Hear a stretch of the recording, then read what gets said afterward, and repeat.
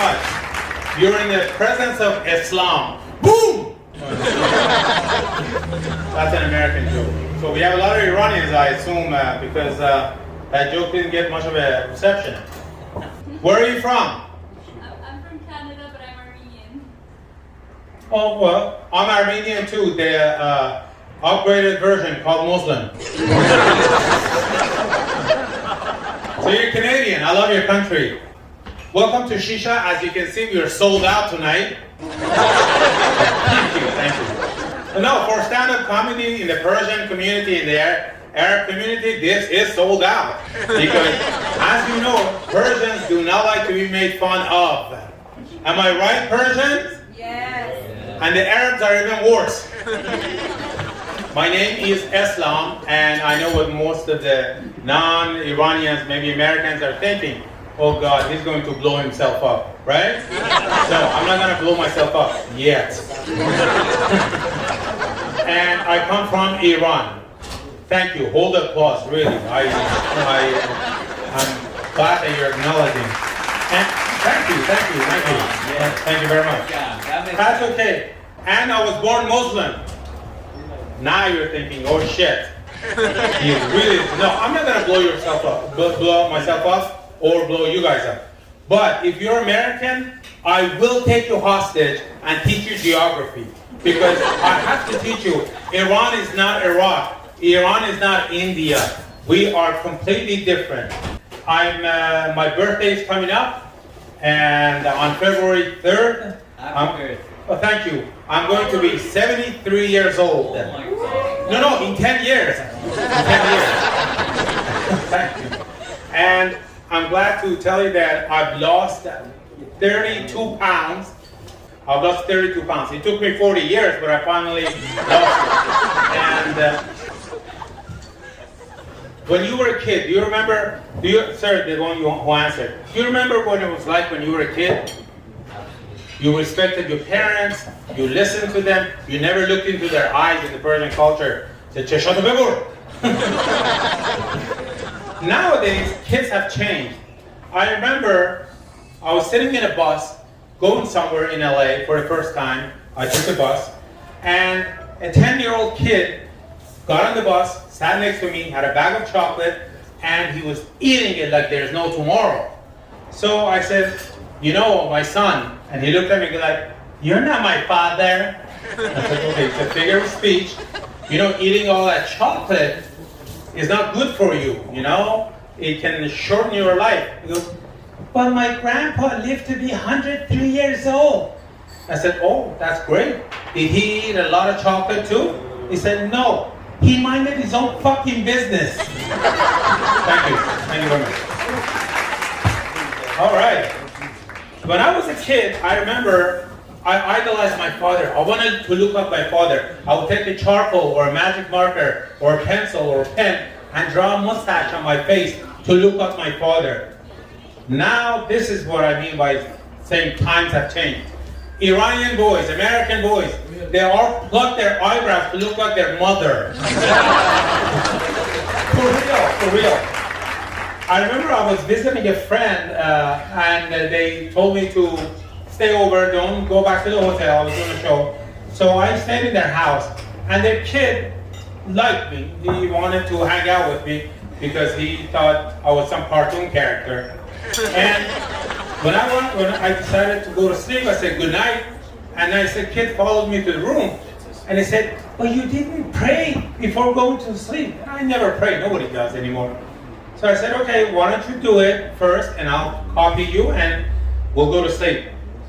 So he kneels by the bed, says, dear Lord, please help all those poor ladies and send them clothes, the ones in my daddy's computer. You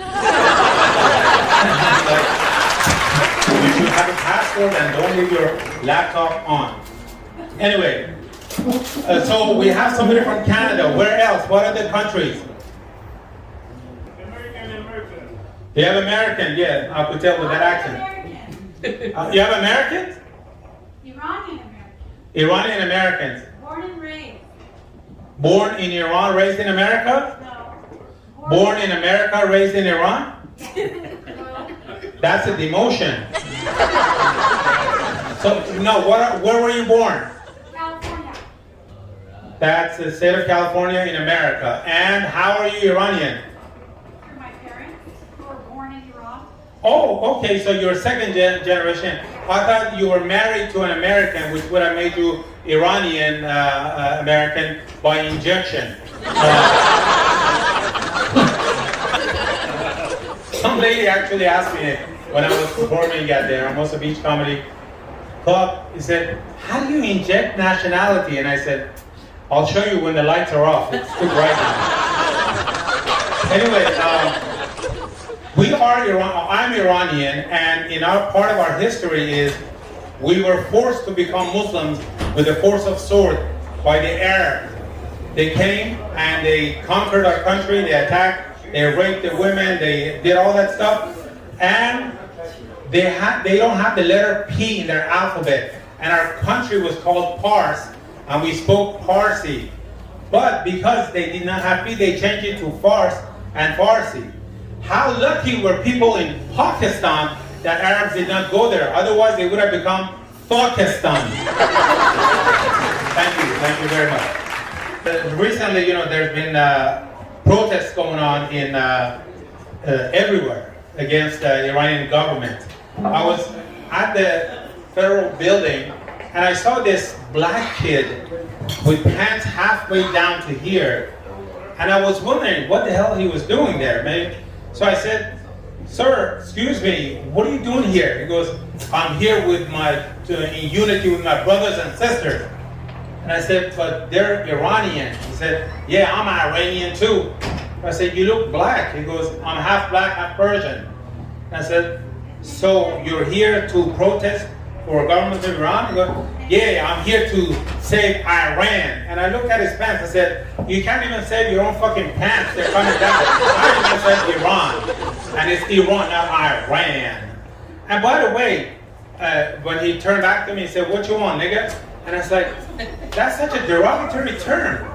Why is it that you guys are okay using it, but we're not? He goes, that's because we're cool. We say to each other, it's out of love. And I said, but isn't nigga like nigger? You put an ER at the end. He goes, well, if you put an ER at the end of it, you're going to end up in the ER, motherfucker. So this mailman goes to deliver during Christmas time to the house, rings the doorbell, lady opens the door, she's wearing a see-through negligee, invites him in, and they go upstairs, and all night they go at it. And in the morning as he's leaving, she gives him $1. He says, wait a minute, we make passionate love all night, we screwed all night. What's the story with $1? She says, well, if you must know, my husband and I were talking, and since it's Christmas, we always give gifts to the mailman. I said, what should we get the mailman? And he said, fuck him, give him $1. Thank you very much. Thank you. Thank you. I feel like I'm being judged at Shisha's Got Talent. Good one. You live. Do I get the buzzer?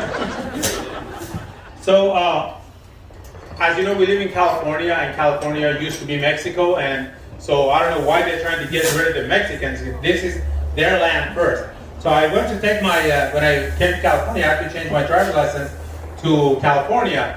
So I got in the car, and a true Californian, who was a Mexican actually, Officer Joe Torres, I think he was, he got in the car. So I put on my seatbelt, I checked my mirror, and turned the car on, looked in the side view mirror, put on my blinkers, put the emergency brake down, looked in the mirror again, and I started to merge into traffic. And then after 10 minutes, it says, make a U-turn. And it's like, excuse me? Make a U-turn. To what? Can Jew make a U-turn? I said, I'm sure they can, but why would they do that? They love being Jewish. She goes, oh, do you think this is funny? I said, I don't know, Jews think everything is funny. That's why they have so many comedians. He goes, oh, do you think this is a yolk? I said, no, it's an egg white. I don't know, what do you want me to do? So I got my license, and needless to say, he was very kind and did not fail me. And in the same area where I was taking my driver's test, there was this group holding on to Jesus Christ sign. And once in a while, I get this bug up my ass to mess with the people who try to convert you to something. As I was passing by, a black guy in the group, he comes and said, "Yo, my man, come here. And I said, "Are you speaking with me?" He goes, "Yeah, come here, man, come here. I said, "Yes. What can I do for you, sir? Have you found Jesus?" I was like, "What? Have you found Jesus?" I said, "I don't know. Is he missing? Am I supposed to go look for him?" He goes, No, man. You know, Jesus loves you." And I said, "Well, thank you very much, but I'm married. I can't be in a relationship with somebody else." He goes, No, that's not what I meant. You know, Jesus died for you." I'm like, "Oh shit, I barely knew him. Why would he die for me?" And then he's like, "Jesus saves." I was like, "Does he work in Citibank or Chase or something?" And then I just had to leave because I could not torture him anymore. Anyway, as I was driving on 405, I turned up Sunset. I saw a sign that says, "You need help? Call Jesus." And there was a phone number. And I called the number. The very first thing I hear is, "Jay, what you want?" I'm like, "Hi, I'm calling about the number on Sunset Boulevard. It says if you need help, call Jesus." "Yeah, that's me. How big is your job?" It's like, "What? How big is Georgia?" "I don't know how big is Georgia. Why?" He goes, "No, man. How big is the grass in your yard?" I'm like, "What? What are we talking about the grass?" He goes, "Pendejo, you called Jesus." No. I want to talk to Jesus. Pendejo, Jesus in Spanish is Jesus. "What do you do, sir?" "I cut grass. How big is your yard?" I'm like, "Oh, your yard. No, thank you. Call Moses to do that."